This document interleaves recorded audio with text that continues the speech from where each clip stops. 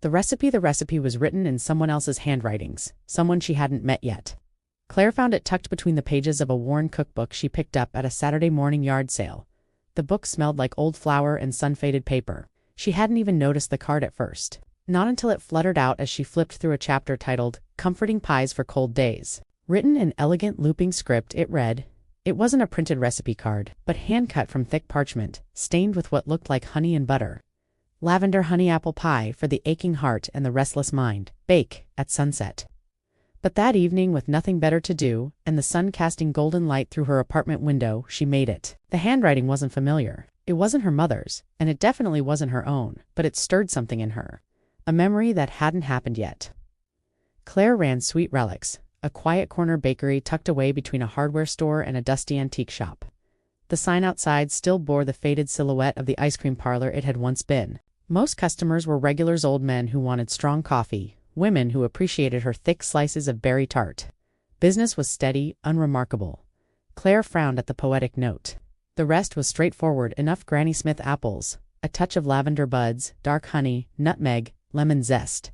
On the top shelf, lit by a warm bulb, sat the last 2 slices of the lavender honey apple. She taped it to her kitchen wall, more out of curiosity than intent.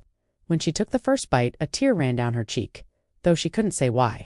The scent hit her first floral, bright and rich with nostalgia. It made her heart feel full and hollow at once. Why? The next day she brought a slice to her tiny cafe.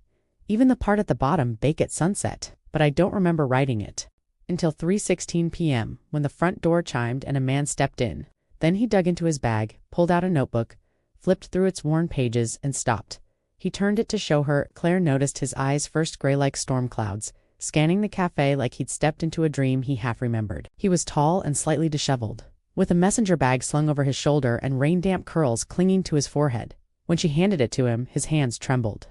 He turned it over, examined the corner, then slowly looked up. "Can I help you?" she asked, brushing flour off her apron. He nodded slowly, distracted. I think so." His mannerisms felt familiar. The sound of his laugh sparked warmth in her chest, and sometimes, when their hands brushed, she felt something like a memory surfacing, him standing behind her, his arms around her as they pulled a pie from the oven.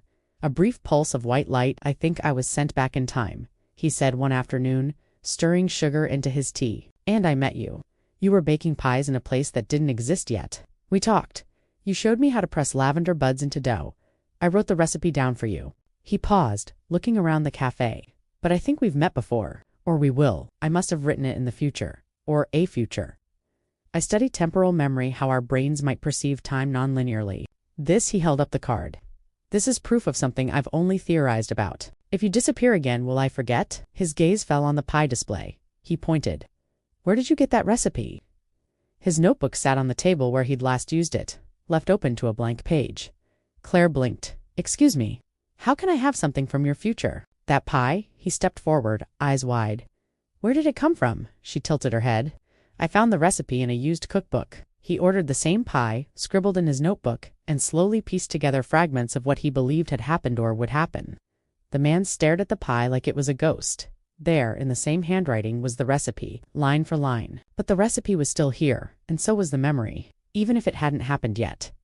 "That's my handwriting," he whispered. Claire's skin prickled. She reached beneath the counter and retrieved the original card. "This is mine," he said, "but older."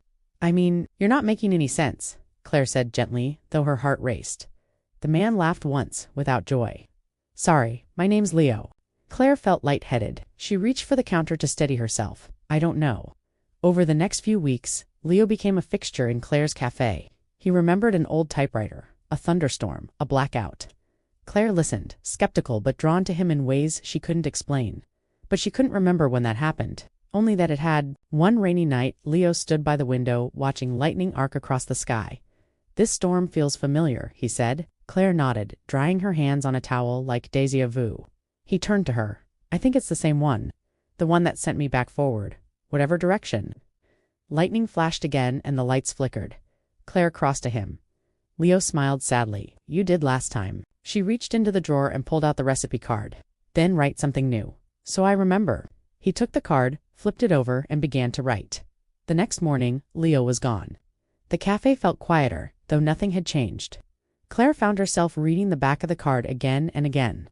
Claire, don't wait for time to make sense. You already know how this ends. Bake the pie, I'll find you again. Leo, that evening, as the sun touched the horizon, she rolled out the dough. The smell of honey and lavender filled the air. She didn't know when he would return or how. As the timer dinged, a breeze swept through the cafe, the lights flickered once, and outside a man stood in the rain end.